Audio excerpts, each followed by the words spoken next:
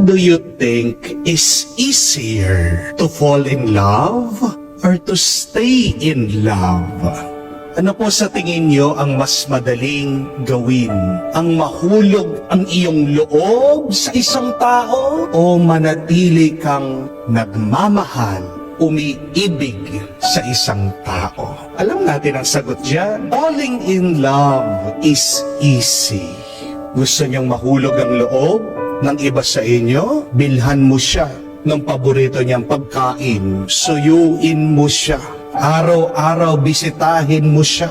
Gusto niyo agad pa mahulog ang loob ng isang tao sa iyo? Bigyan niyo ng pera. Amen? Ay! Mai-in love sa iyo agad yan. Falling in love requires no decision. It does not need any effort. It just needs feelings.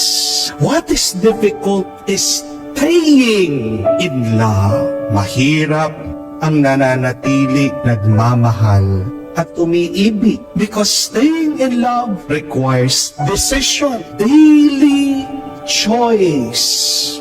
To be faithful, true love needs sacrifice. And real love, true love is more than feelings. Ang totoong pagmamahal, hindi po ba yung nagmamahal ka kahit na hindi na kamahal-mahal ang iyong minamahal? Ang totoong pagmamahal ay yung nagiging mabait ka kahit na masama yung iniibig mo sa iyo. Ang totoong pagmamahal ay yung mabuti ka kahit na hindi sila mabuti sa iyo. Mag-ingat po kayo pag kayo ay nahuhulog sa pagmamahal sa isang tao. It is not good to fall in love. Why is that? Because whenever you fall, you get hurt. Amen?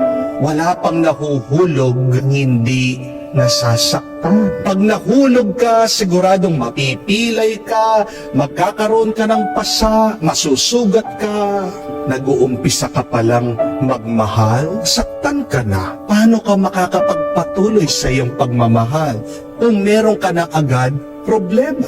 Alam ko po, pag nagmamahal ka, nasasaktan ka din. Pero ibang kwento yan. Hindi natin mapaghihiwalay ang pagmamahal sa sakit. Walang nagmamahal ang hindi nahihirapan. Sigurado pag ikaw ay nagmahal, merong mga pagsubok. Pero yung tunay na nagmamahal, kahit na nasasaktan, masaya. Amen?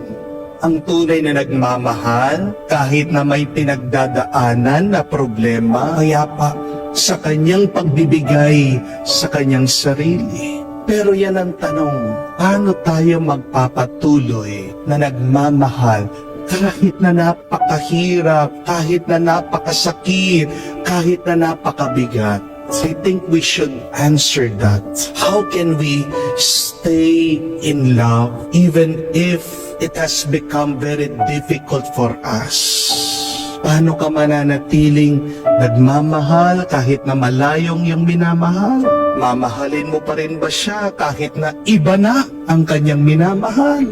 Magmamahal ka pa rin ba kahit na sinusungitan ka, tinatarayan ka? Magmamahal ka pa rin ba kahit na nag-iba na ang ugali ng iyong minamahal, hindi mo na siya makilala? At makakapagmahal ka pa rin ba kahit na nagkasakit na ang iyong minamahal at wala na siyang lakas, nanghihina na siya?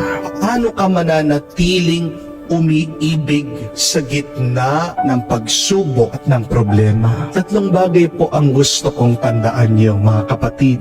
First, try to see the good always.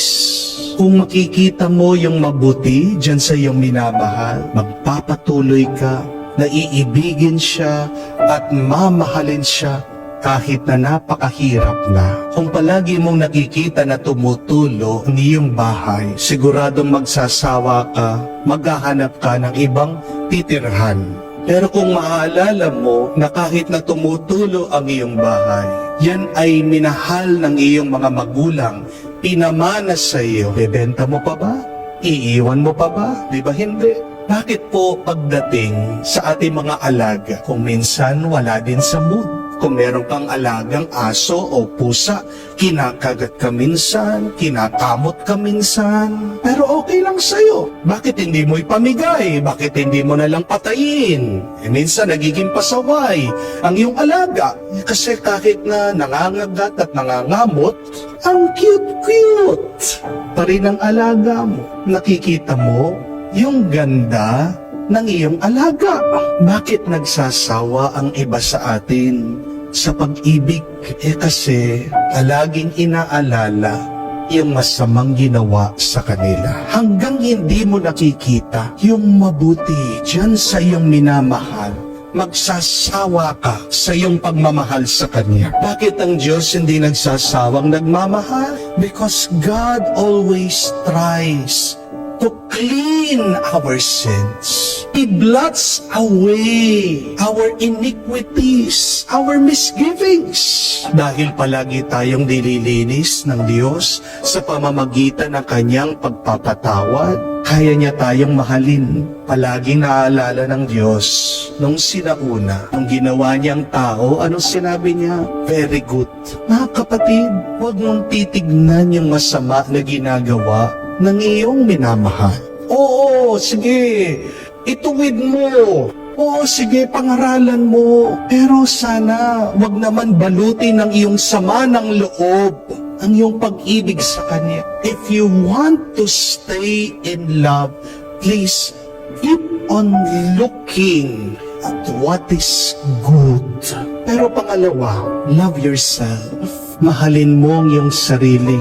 Minsan meron tayong tendency na pagmahal natin ang isang tao, inuubos natin ang ating sarili sa pagbibigay, pag-aalay sa Kanya. Di po ba? Dahil wala ka nang tinira sa iyong sarili, diyan ka napapagod, diyan ka nagsasawa, diyan ka nangangawit. Ano ang utos ng ating Panginoon? Love your neighbor as you love yourself. Love your neighbor as you love yourself.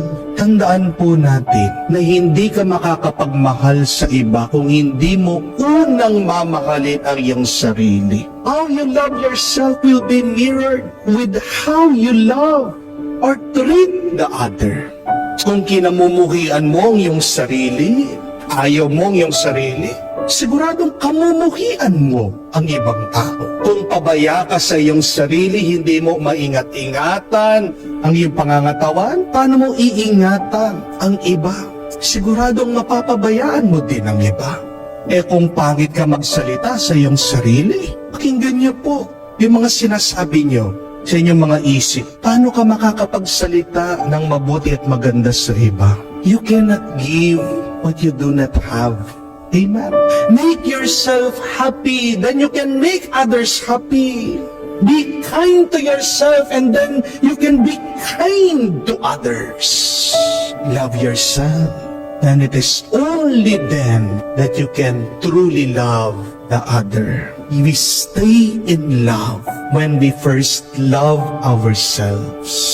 Hindi ka makakapagpuno sa iba kung hindi mo muna pinuno ang iyong sarili. Ang ating Panginoon, sabi ni San Pablo, inubos niya ang kanyang sarili. Jesus emptied himself. But how can you empty yourself if you are not filled? Amen? Paano ka makakapagbigay sa iba kung ikaw mismo ay hindi nabigyan?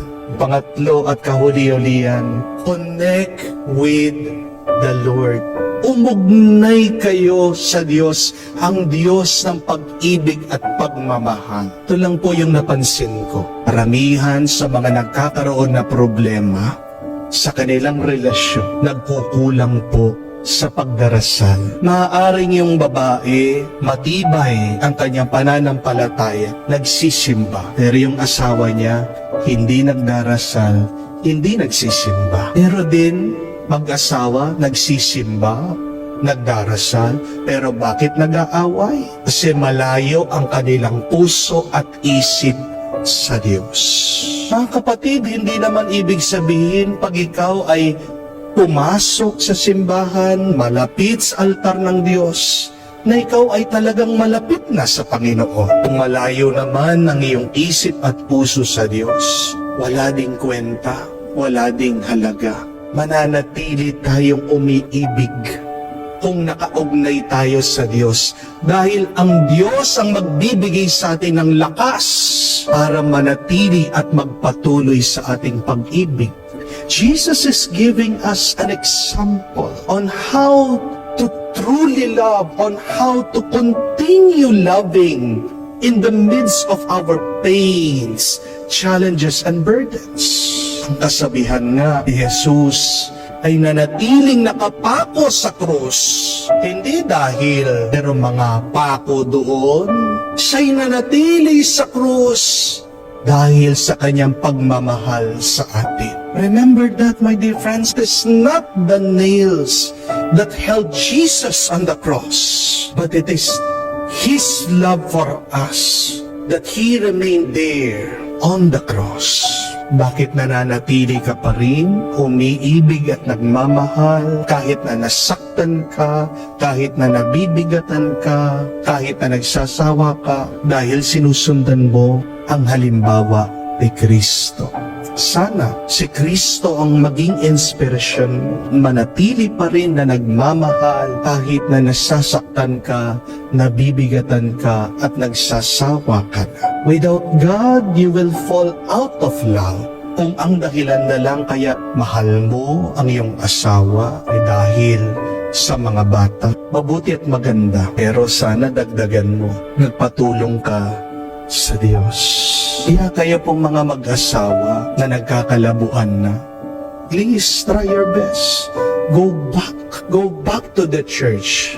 Kneel down, pray, give your heart to God. Hindi po sapat na ibigay nyo yung puso nyo dyan sa minamahal nyo. Bigay nyo ang puso nyo sa Diyos. Bakit? Anong gagawin ng Diyos yan?